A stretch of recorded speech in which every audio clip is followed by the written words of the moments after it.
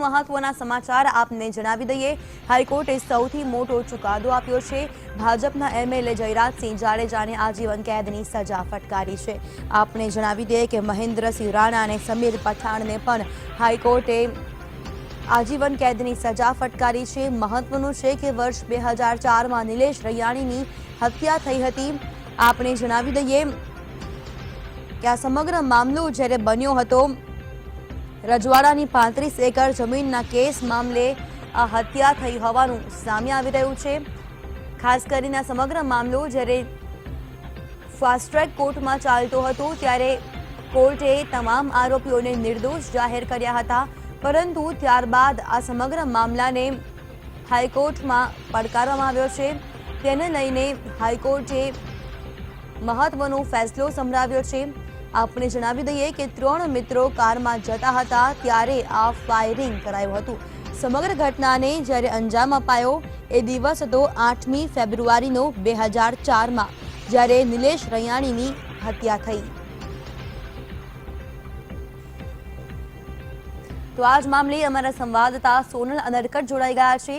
સોનલ, જે રીતે નિલેશ રૈયાણીની હત્યા થઈ હતી ત્યારબાદ સમગ્ર કેસને લઈને હાઈકોર્ટે મહત્વનો ફેસલો કર્યો છે। કોર્ટે શું અવલોકન કર્યું?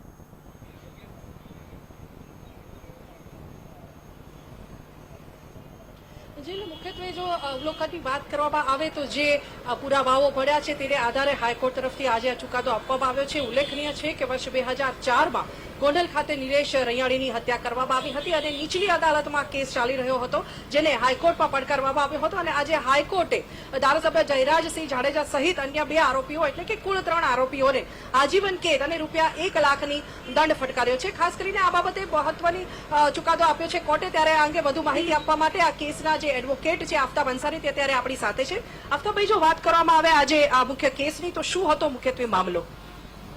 આ કેસની અંદર તારીખ 8/2/2004ના રોજ નિલેશભાઈ રૈયાણી એમના મિત્રો સાથે જ્યારે ગોંડલ રોડ ઉપરથી પસાર થતા હતા એ સમયે જયરાજસિંહ જાડેજા અને તેમના માણસોએ મળીને એમનો પીછો કરેલો અને પીછો કરતા એ લોકોએ ફાયર એટલે આર્મ્સથી અને બીજા હથિયારોથી એમને નિલેશભાઈ રૈયાણીને મોતને ઘાટ ઉતારવામાં આવેલો, જેની ફરિયાદ ગોંડલ પોલીસ સ્ટેશનમાં નોંધાવેલી। જે ચુકાદો ચાલતા નામદાર સેશન્સ કોર્ટે 2010માં સમીર સિરાજખાન પઠાણ ને આજીવન કેદની સજા ફટકારી હતી અને બાકીના 15 આરોપીઓને નિર્દોષ છોડવાનો હુકમ કર્યો હતો, જેની સામે અમે લોકોએ હાઈકોર્ટમાં ક્રિમિનલ અપીલ દાખલ કરીને સમીર સિરાજખાન પઠાણની સજાને પડકારેલી। એની સાથે સાથે રાજ્ય સરકારે પણ જે 15 આરોપી નિર્દોષ છૂટ્યા છે એ લોકોના નિર્દોષ છૂટવાના ચુકાદાને હાઈકોર્ટમાં પડકારેલો। જે બંને અપીલો સામટી આજે ચાલી જતા નામદાર ગુજરાત હાઈકોર્ટે અમારો જે અસીલ છે સમીર સિરાજખાન પઠાણ તેને નિર્દોષ છોડવાનો હુકમ કર્યો છે। સાથે સાથે 3 આરોપીઓ કે જે લોકોની બનાવમાં મુખ્ય ભૂમિકા હતી તેવા જયરાજસિંહ ટેમુભા જાડેજા, બીજા મહેન્દ્રસિંહ પ્રવીણસિંહ જાડેજા અને અમરજીતસિંહ જાડેજા, આ 3ને આજીવન કેદની સજા ફટકારી છે અને સાથે સાથે 1 લાખ રૂપિયાનો દંડ બી એમને ફટકાર્યો છે। મુખ્યત્વે જો વાત કરવામાં આવે સમગ્ર ઘટનાની અને દલીલોની વાત કરવામાં આવે તો મુખ્ય દલીલો તમારા તરફથી શું હતી અને ખાસ કરીને સામા પક્ષકારો તરફથી શું દલીલ કરવામાં આવી હતી? અમારા તરફથી દલીલો એ જ હતી કે અમારા વિરુદ્ધમાં કોઈ જ પુરાવો નથી, કોઈ સાક્ષી નહોતો કે આઈ વિટનેસ નહોતો કે જે હથિયારની રિકવરી છે એ બી અમારા ઉપર નહોતી। આમ છતાં અમે અમારી તમામ અરજીઓ ગુજરાત હાઈકોર્ટે અમારી તમામ દલીલો ગુજરાત હાઈકોર્ટે માન્ય રાખી છે અને સામા પક્ષની દલીલ જે હતી કે ભાઈ એકવાર નિર્દોષ છૂટ્યા પછી ફરીથી સજા ન કરી શકાય અપીલમાં, એ નામદાર ગુજરાત હાઈકોર્ટે નકારી છે। એમના વિરુદ્ધમાં મક્કમ પુરાવા છે, સાક્ષીઓ છે કે જે બનાવને નજરે જોયેલા છે અને જે લોકોએ કોર્ટમાં આ તમામ આરોપીને ઓળખી બતાવેલા છે એમને સજા કરી છે। મુખ્યત્વે કેટલા સાક્ષીને તપાસવામાં આવ્યા હતા અને કયા પ્રકારના પુરાવાને કોર્ટે ધ્યાને લીધા છે? ઘણા બધા સાક્ષીઓ હતા, અમુક સાક્ષીઓ એમાંથી હોસ્ટાઇલ બી થયા હતા અને અમુક સાક્ષીઓ જુબાની બી આપી હતી। એમાં આઈ વિટનેસ બી હતા જે લોકોએ નામદાર કોર્ટ સમક્ષ જુબાની આપી હતી, જેમાં આ તમામ આરોપીઓના વિરુદ્ધમાં જો રોલ છે એ તમામ જણાવેલો અને એ તમામને કોર્ટે માન્ય રાખીને આ 3 આરોપીઓને આજીવન કેદની સજા ફટકારેલી છે। તો જીલ આપણે જોયું કે અત્યારે આફતાબ અંસારી જે એડવોકેટ છે તે આપણી સાથે હતા. સમીર ખાન પઠાણ જે છે તેમના તરફથી આ સમગ્ર મામલો જે છે તે હાઈકોર્ટમાં પડકારવામાં આવ્યો હતો અને હાઈકોર્ટે આજે મહત્વનો ચુકાદો આપ્યો છે. જયરાજસિંહ જાડેજા સહિત કુલ 3 આરોપીઓને આજીવન કેદની સજા ફટકારવામાં આવી છે. ચોક્કસ સોનલ, આપણી સાથે જ્યારે એડવોકેટ ઉપસ્થિત છે તો જાણવા માંગીશું કે કઈ કઈ મહત્વની દલીલો કોર્ટમાં થઈ હતી.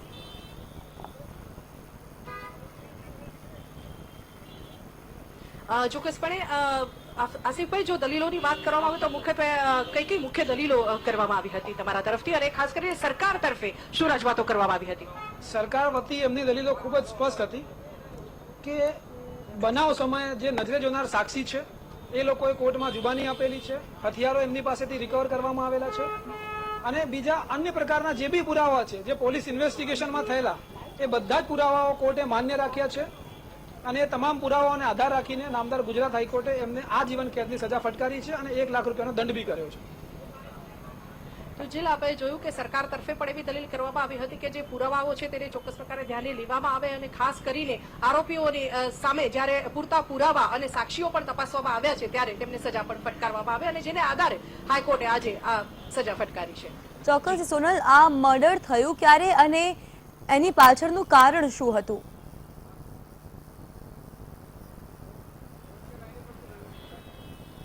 મર્ડરના કારણની જો વાત કરવામાં આવે તો મુખ્યત્વે જમીનનો વિવાદ હતો. ખાસ કરીને સૌરાષ્ટ્રમાં અને ગોંડલ જેવા વિસ્તારમાં જમીનનો જો મુખ્ય મામલો મોટાભાગની હત્યાઓમાં સામે આવતો હોય છે અને નિલેશ રૈયાણીની પણ જમીન મામલે જ હત્યા કરવામાં આવી હતી અને એ સમયના ભાજપના આગેવાન જયંતિ ઢોલ સહિતના આગેવાનો સામે એ સમયે આક્ષેપ થયા હતા. જો કે જયંતિ ઢોલને નીચલી અદાલતે નિર્દોષ છોડ્યા હતા અને આજે સમીર ખાન પઠાણ જે છે તેની સામે જે આજીવન કેદની સજા નીચલી અદાલતે ફટકારી હતી તેને અહીંયા પડકારવામાં આવી હતી હાઈકોર્ટમાં અને જે સંદર્ભે આજે સુનાવણી થઈ છે. મુખ્યત્વે જો વાત કરવામાં આવે તો આ ફેબ્રુઆરી 8, 2004માં આ ઘટના બની હતી અને એ સમયે ફાયરિંગમાં નિલેશ રૈયાણીની હત્યા કરવામાં આવી હતી અને 16 જેટલા આરોપી સામે આ કેસ થયો હતો. જી બિલકુલ સોનલ, આપ લાઈન પર બન્યા રહેજો, વધુ વિગતો આપનાથી મેળવતા રહીશું. તો સાથે જ અમારા સંવાદદાતા અનિરુદ્ધ નકુમ પણ જોડાઈ ગયા છે. અનિરુદ્ધ, જે રીતે આ સમગ્ર મામલો સામે આવ્યો છે, ખાસ કરીને હવે આ જે આરોપીઓ છે તેમની પાસે કોઈ વૈકલ્પિક ઓપ્શન રહે છે?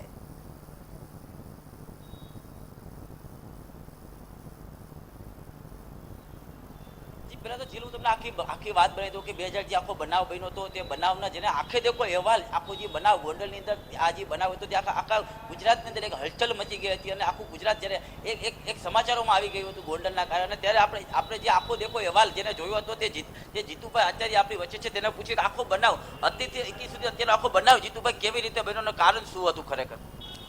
એકચ્યુઅલી આજથી 12 વર્ષ પહેલાં ગોંડલમાં ચકચારી ઘટના બની જે માત્ર ગોંડલ જ નહીં સૌરાષ્ટ્ર ગુજરાતમાં પણ હલચલ મચાવી ગઈ. ગત તારીખ 12/19/2004ના રોજ રાત્રિના 9 કલાકે ગોંડલ શહેરના ટ્રાફિકથી ભરચક ગણી શકાય એવા જયશંકાળા ચોક જે સેન્ટ્રલ સિનેમા નજીક જ આવેલો છે ત્યાં આ બનાવ બન્યો. યુટિલિટીમાં રામજી મારાકણા, ફરિયાદી જયેશ સાટોડિયા અને વાછરાના નિલેશ રૈયાણી પસાર થઈ રહ્યા હતા. એ વેળા એમની પાછળ પીછો કરી રહેલા ધારાસભ્ય જયરાજસિંહ જાડેજાના જૂથ દ્વારા અંધાધૂંધ સરા જાહેર ગોળીબાર થયો. આ ઘટનામાં રામજી મારકણા અને જયેશ સાટોડિયા નાસી છૂટવામાં સફળ બન્યા પણ નિલેશ રૈયાણી એ નાસી નહીં શકતા ગોળીબારથી એની ત્યાં હત્યા થઈ.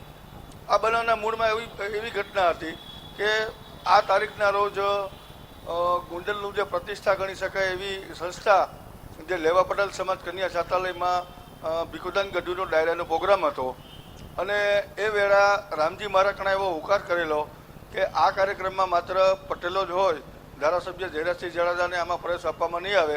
જો ધારાસભ્ય હાજરી આપશે તો જોયા જેવી થશે અથવા તો અમે એને કરી બતાવશું. આ પડકારને પહોંચી વળવા ધારાસભ્ય પણ સામે મક્કમતાથી તૈયાર હોય એ રીતે એમનું જૂથ પણ તૈયાર થયેલું. ત્યારે શહેરભરમાં દહેશત ફેલાયેલી કે કોઈ અનિચ્છનીય ઘટના બનશે, જેના અનુસંધાને રાત્રિના 10 વાગ્યાના સમયમાં પ્રોગ્રામ શરૂ થવાનો તો એ પહેલાં જ બંને જૂથો એકબીજાને ભરી પીવા સામસામા તૈયાર હતા.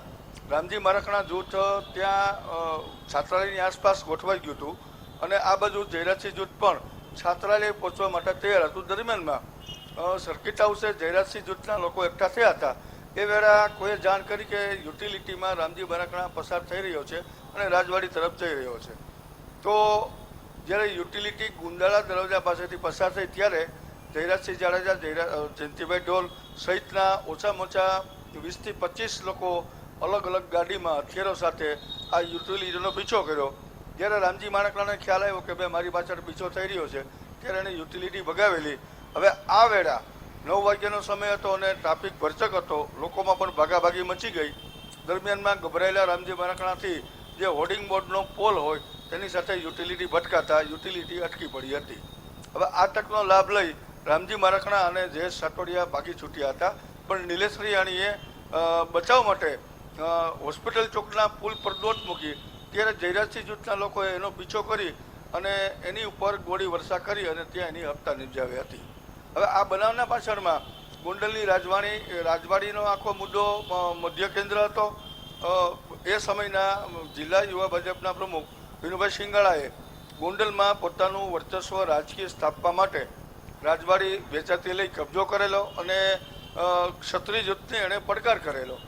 અને એ બનાવમાં જ ગોંડલનું જે મોટું માથું ગણાતા અને જેમની પાસે રાજવાડી હતી એવા વિક્રમસિંહ રાણાની વિનુ શિંગાળા જૂથ દ્વારા નિર્મમ હત્યા થયેલી.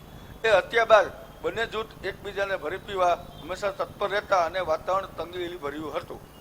એ હત્યા કેસમાં રામજી મારકણા મુખ્ય ભૂમિકા ભજવનાર હોય. એનો મુખ્ય ટાર્ગેટ જયરાજસિંહ જૂથનો રામજી મારકણાની હત્યાનો હતો, પરંતુ નિર્દોષ એવો વાછરા ગામનો નિલેશ રિયાણી એ વેળા સાથે હોય અંધારામાં એ રામજી મારકણા છે એવું માની અને નિલેશ રિયાણીની હત્યા નિપજાઈ હતી. આ બનાવ બાદ જયેશ સાટોડિયાએ જયરાજસિંહ જાડેજા, જયંતિભાઈ ઢોલ, અશોકભાઈ પીપળિયા સહિત ઓછામાં ઓછા 20 થી 22 લોકો સામે પોલીસમાં ફરિયાદ કરેલી અને કાનૂની આખું યુદ્ધ સર્જાયેલું અને સેશન કોર્ટમાં આ તમામ આરોપીઓ એ વખતે નિર્દોષ જાહેર થયેલા હતા. ખાસ કરીને જે ગોંડલની બહુ મોટી રજવાડી આખી જમીન કહેવાય છે તેને લઈને આખો જે વિવાદ હતો અત્યાર સુધીમાં વિક્રમસિંહ રાણા, તે ઉપરાંત વિનુ શિંગાળા અને ત્યારબાદ નિલેશ રૈયાણીની હત્યા થઈ હતી. એટલે કે આખું જે ગોંડલનું પ્રકરણ હતું સમગ્ર ગુજરાતની અંદર ચર્ચા આ પ્રકરણ હતું. અને ખાસ કરીને જ્યારે ધારાસભ્ય જ્યારે હત્યા કરતા હોય વિનુ શિંગારાની અને નિલેશ રૈયાણીની, ત્યારે વિનુ શિંગારા કેસમાં તેઓ નિર્દોષ છૂટી ગયા હતા, પણ અત્યારે નિલેશ રૈયાણી કેસની અંદર તેને હાઈકોર્ટે એક આજીવન કેદ આપ્યું. એટલે કે સૌરાષ્ટ્રની અંદર એક આખા સમગ્ર અંદર એક હલચલ મચી ગઈ છે. જી જીલ ચોક્કસથી અનિરુદ્ધ આપ લાઈન પર બન્યા રહેજો. સોનલ, આપને પાસે આવવા માંગીશું. જે રીતે જયરાજસિંહ જાડેજાને વાત કરીએ તો રાજકીય વગ ધરાવતા આ નેતા હતા, તેમ છતાં પણ હત્યામાં સંડોવાયેલા છે અને તેમને હવે આજીવન કેદની સજા મળી છે. ત્યારે વાત કરીએ તો તેમની સામે કયો કેસ દાખલ થયો હતો, કયા કયા ગુના દાખલ થયા હતા?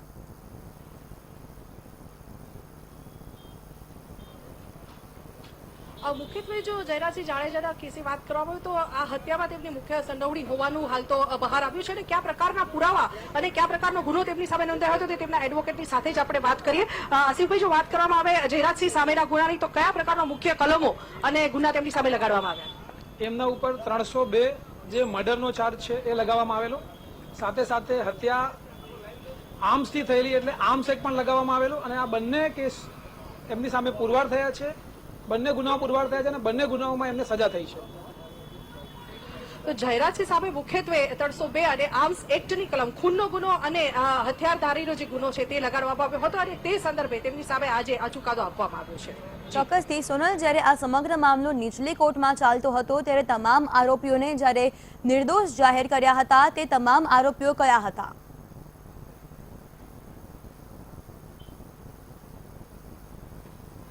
તેમની જો વાત કરવામાં આવે મુખ્યત્વે તો 16 જેટલા આરોપીઓ હતા. 16 માંથી હાલ 3 આરોપીઓને સજા ફટકારવામાં આવી છે અને અન્ય જે નામ છે તે આપણે તેમના એડવોકેટ પાસેથી જ જાણીએ. અન્ય જે 13 નામ છે જેમને નિર્દોષ છોડવામાં આવ્યા હતા નીચલી અદાલત તરફથી, એ મુખ્યત્વે કયા નામો હતા?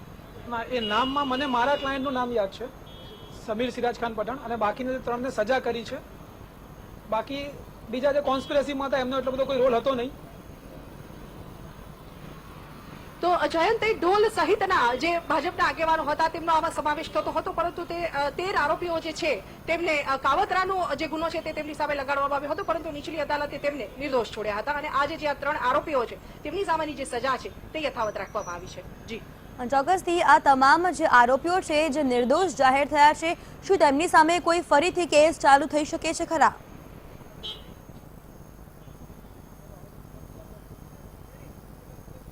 તેમની સામે ફરીથી બાબતે કેસ શરૂ થવાનો કોઈ પ્રશ્ન હાલના તબક્કે તો લાગતો નથી. તેમ છતાં આપણે તેમના એડવોકેટની સાથે જ વાત કરીએ. જે આરોપીઓને નિર્દોષ છોડવામાં આવ્યા છે તેમની સામે હવે સરકાર અપીલમાં જઈ શકે છે કે કેમ? સરકાર નામના સુપ્રીમ કોર્ટમાં અપીલમાં હવે જઈ શકે છે. જે બાકીના જે 13 આરોપી છે એમને નિર્દોષ છોડ્યા છે એની સામે જઈ શકે છે.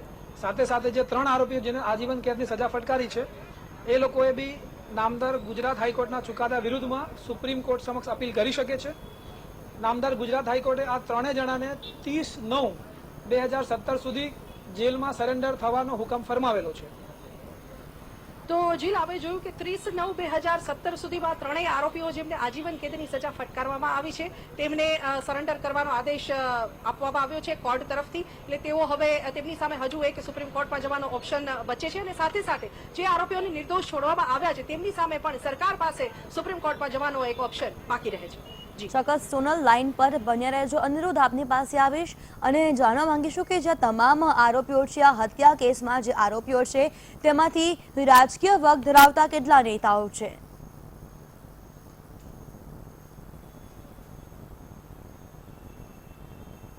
ખાસ કરીને અત્યારે આપણી વચ્ચે જે જીતુભાઈ છે તેમને આખી માહિતી ખબર છે, કારણ કે આ જે વ્યક્તિ છે તેને આખો અહેવાલ આંખે દેખ્યો અહેવાલ તેને જોયેલો છે. ત્યારે જીતુભાઈ, ખાસ કરીને અત્યારે જેટલા પણ આરોપીઓ છે એમાંથી રાજકીય વર્ગ કેટલા લોકો ધરાવી રહ્યા છે?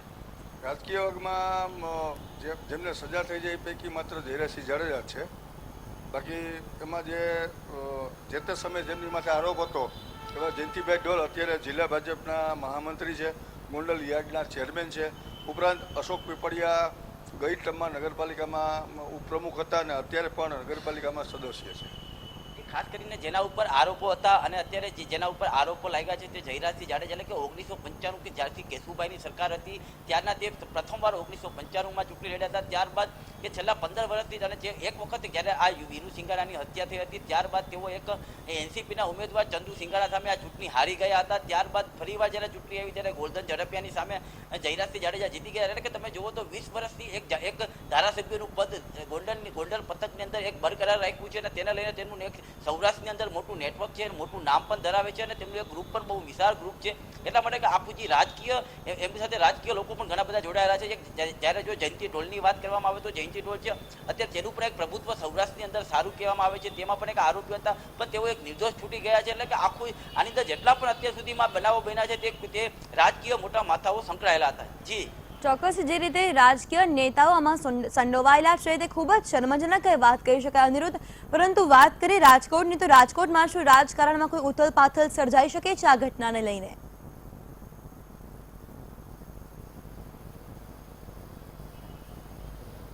ખાસ કરીને એક ક્ષત્રિય સમાજ, સૌરાષ્ટ્રમાં એક ક્ષત્રિય સમાજનું બહુ મોટું નેટવર્ક છે. તેને લઈને 100% આગામી દિવસોની અંદર આના પડઘા પણ પડી શકશે અને કદાચ સુપ્રીમ કોર્ટની અંદર પણ આ લોકો જઈ શકે એમ છે. એટલા માટે કે આખું જે બનાવ જે છેલ્લા 10 વર્ષથી આખો બનાવ જે કાનૂની વિવાદમાં હતો તેનો એક આજે નિર્ણય આવ્યો છે. તેને લઈને એક પટેલ સમાજમાં ખુશીનો પણ માહોલ છે કે જે નિર્દોષ વ્યક્તિને નિલેશ રૈયાની ખરેખર આની અંદર ટાર્ગેટ જે જયરાજસિંહ જાડેજાનો દુશ્મન હતો તે રામજી માણકડા હતો, પણ નિલેશ રૈયાની એક નિર્દોષ વ્યક્તિત્વ હતું અને તેને જે આટી દેવામાં આવ્યો છે કે આજ રામજી માણકડા છે અંધારામાં દેખાણું નહીં હોવાના કારણે જે ગોળીઓ છોડવામાં આવી હતી અને સાંજના 9 વાગે ગોંડલની અંદર રાતે 9 વાગે લોકોની હલચલ હોય, લોકો બહાર હરવા ફરવા નીકળતા હોય ત્યારે જાહેરમાં આવી રીતે એક ધારો જે ગોળીઓ છૂટતી હોય, જે પિક્ચરના દ્રશ્યો હોય તેવા દ્રશ્યો ગોંડલની અંદર છવાયા હતા. એટલે કે આખું જે રાજકારણ છે આનાથી એક રાજકારણ કે એક કોંગ્રેસને કદાચ આગામી દિવસોમાં જ્યારે 2017ની અંદર વિધાનસભાની ચૂંટણી આવી રહી છે ત્યારે ભાજપના ધારાસભ્ય છે અને આટલા વર્ષથી ગોંડલ પથકની અંદર રાજ કરી રહ્યા છે. એટલે કે 100% આ રીતે કોંગ્રેસને પણ એક વિરોધ કરવાનો મોકો બીજી વાર મળી શકે તેવું અત્યારે દેખાઈ રહ્યું છે કે એક આખો માહોલ, સૌરાષ્ટ્રનો માહોલ ફરી શકે તેવો એક માહોલ અત્યારે જોવા મળી રહ્યો છે. જી જી ચોક્કસ અનિરુદ્ધ, જ્યારે સમગ્ર મામલો હવે સામે આવ્યો છે, તમામ આરોપીઓને જ્યારે આજીવન કેદની સજા આપવામાં આવી છે, પરંતુ જાણવા એ માંગીશું કે આમાં મુખ્ય આરોપી કોણ હતો અને જ્યારે નિલેશ રૈયાણીની હત્યા રિવોલ્વરથી થઈ હતી તો રિવોલ્વર કોની હતી?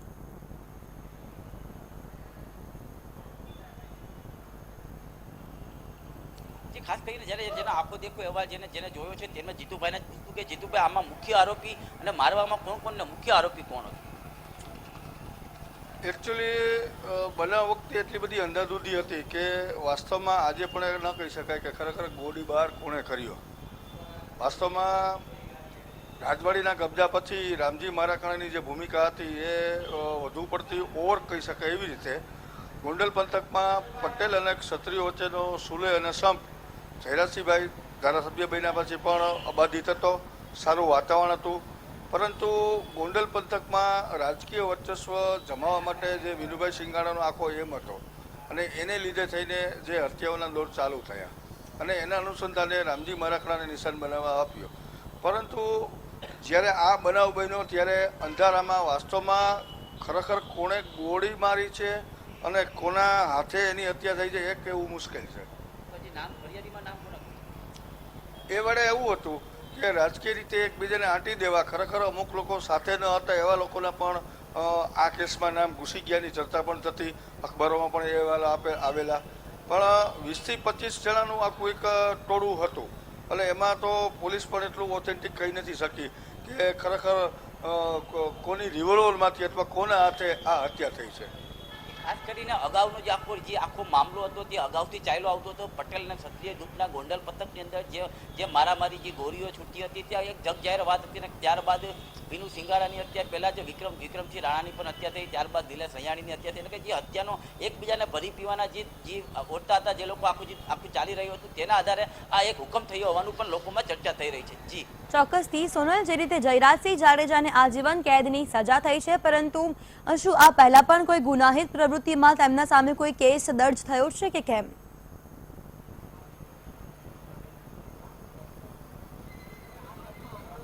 જયરાજસિંહ જાડેજા સામે જો મુખ્યત્વે વાત કરવામાં આવે તો અગાઉ પણ ગુનાખોરીના કેસ તેમની સામે નોંધવામાં આવ્યા હતા. ખાસ કરીને ગોંડલમાં અને રાજકોટમાં તેમની સામે કેટલાક ગુનાઓ નોંધાયેલા છે અને આ મહત્વનો આજે નિલેશ રૈયાણી હત્યા કેસ હતો તેમાં તેમને મુખ્યત્વે સંડોવણી બહાર આવી હતી અને તે સંદર્ભે આજે હાઈકોર્ટે આ મહત્વનો ચુકાદો સંભળાવી અને તેમને આજીવન કેદની સજા ફટકારી છે. જી ચોક્કસથી. હવે અનિરુદ્ધ, આગળ જો વાત કરીએ, જે રીતે રાજકારણમાં પણ ચોક્કસથી ઉથલપાથલ આવવાની છે, કારણ કે રાજકીય નેતાઓ જ્યારે આમાં સંડોવાયેલા હોય છે ત્યારે આગળ શું કોઈ પ્રક્રિયા થઈ શકે છે આમાં?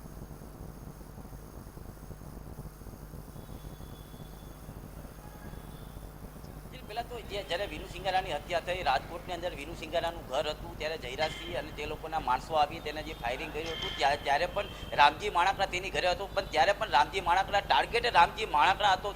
જયરાજસિંહનો દુશ્મન મોટામાં મોટો રામજી માણાકડા હતો અને તેને લઈને જ આ બધા વિવાદો થયા હતા. ત્યારે જયરાજસિંહ અને જે લોકો ઉપર આરોપો લાગ્યા હતા ત્યારે 150 ફૂટ ડીંગોળ ઉપર વિનુ સિંગારાનું ઘર છે, ત્યાં વહેલી સવારે 5 વાગે આ લોકો ગોંડલના બધા જૂથ એક આવી અને ગોળીબાર કર્યો હતો. તેમાં પણ એક જયરાજસિંહ જાડેજાનું નામ આવ્યું હતું અને ત્યારે જયરાજસિંહને 1 વર્ષ સુધી જેલમાં જવું પડ્યું હતું. એટલે એ પણ ત્યારે પણ એક રાજકારણમાં હલચલ મચી ગઈ હતી. પણ ત્યારે તે કેસની અંદર નિર્દોષ છૂટતા આખો મામલો ધારે પડી ગયો હતો. ત્યારબાદ ફરીવાર તેમને ધારાસભાની ટિકિટ આપવામાં આવી. એટલે કે છેલ્લા 20 વર્ષથી ગોંડલ પથકની અંદર જયરાજસિંહ જાડેજા અને પોતાનું આખું એક જૂથ છે એ અત્યારે રાજ કરી રહ્યું છે. પણ આખું જે ઘટના છે કે અગાઉ પણ જયરાજસિંહ 2-3 કેસની અંદર આવી ચૂક્યા છે. ત્યારે આ વખતે વિનુ સિંગારાની અંદર 1 થી 1.5 વર્ષ તેઓ જેલવાસ પર ભોગવી ચૂક્યા છે અને નિલેશ રૈયાની હત્યા કેસમાં પણ તેઓને જેલ થઈ હતી. ત્યારબાદ તેઓ એક નીચલી કોર્ટની અંદર છૂટી ગયા હતા. પણ હવે જે હુકમ આવ્યો છે તેનાથી સૌરાષ્ટ્રના રાજકારણની અંદર એક નવી હલચલ જોવા મળશે. જી ચોક્કસ. સોનલ, જ્યારે આ પહેલા ભાજપના નેતા જયંતિ ઢોલ સામે પણ ફરિયાદ થઈ હતી, ત્યારબાદ તમામ નેતાઓના નામ પણ બહાર આવ્યા હતા, ત્યારે શું લાગી રહ્યું છે કે હવે સરકાર દ્વારા કોઈ ચોક્કસ પગલાં લેવા જોઈએ?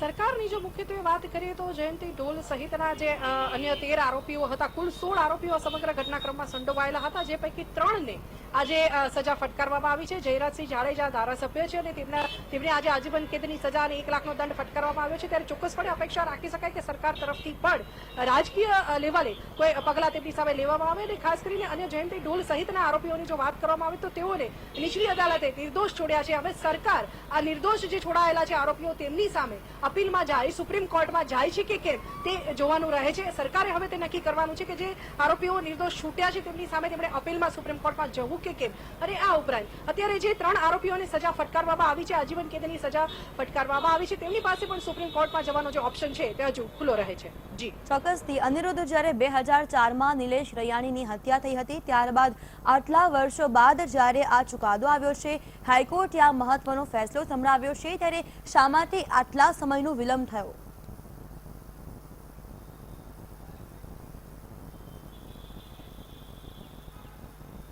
નીલમ, જે આખો જે કોર્ટનો મામલો છે એટલા માટે કદાચ વિલંબ થયો કે જે અમુક લોકોને જે પુરાવાની મેળવવાની જરૂર હતી તે ત્યાં સુધી પુરાવા નહોતા, પણ જ્યારે એકદમ પુરાવા મજબૂત થયા ત્યારબાદ આ કેસ આગળ ચાલ્યો અને જે આખો પરિવાર હતો, જે વિનુ સિંગારાનો પરિવાર, તે લોકો પણ ઉપર સુધી ગયા હતા. તે ઉપરાંત ગોંડલના જે નિલેશ રૈયાણી હત્યા કેસ છે તેના પર પરિવારજનો આની પર લડત આપી અને જે ફરિયાદી છે જયેશ સાટોડિયા, તેને પણ એક બહુ મોટી લડત આપી હતી અને તે લોકોને ખબર હતું કે અમે લોકો નિર્દોષ છીએ અને આ લોકોને સજા થવી જ જોઈએ. અને આખી જે કાયદાની આટીપાટી હોય, જે પુરાવા હોય તે પુરાવા એકત્ર કરી જ્યારે પહોંચાડવામાં આવ્યા ત્યારબાદ આ સજા સંભાળવામાં આવી છે. જી ચોક્કસ સોનલ, શું લાગી રહ્યું છે કે જે રીતે આ તમામ આરોપીઓ જે રીતે હવે સજા કાપવાના છે, કોર્ટે જે રીતે મહત્વનો ફેસલો સંભળાવ્યો છે, ત્યારે હવે આગળ અન્ય કોઈ જે પણ આરોપીઓ છે તેમની સામે કોઈ પગલાં લેવાઈ શકે છે આ મામલે?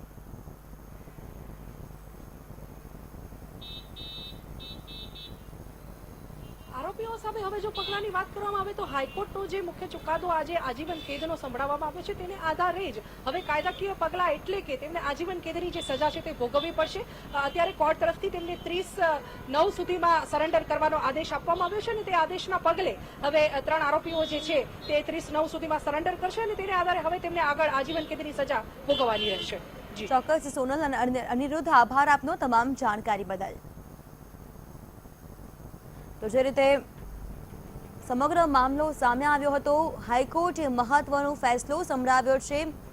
3 જેટલા આરોપીઓને આજીવન કેદની સજા સંભળાવી છે. જયરાજસિંહ જાડેજા, મહેન્દ્રસિંહ રાણા અને સમીર પઠાણને આજીવન કેદની સજા સંભળાવી છે. મહત્વનું છે કે 2004માં નિલેશ રૈયાણીની હત્યા થઈ હતી.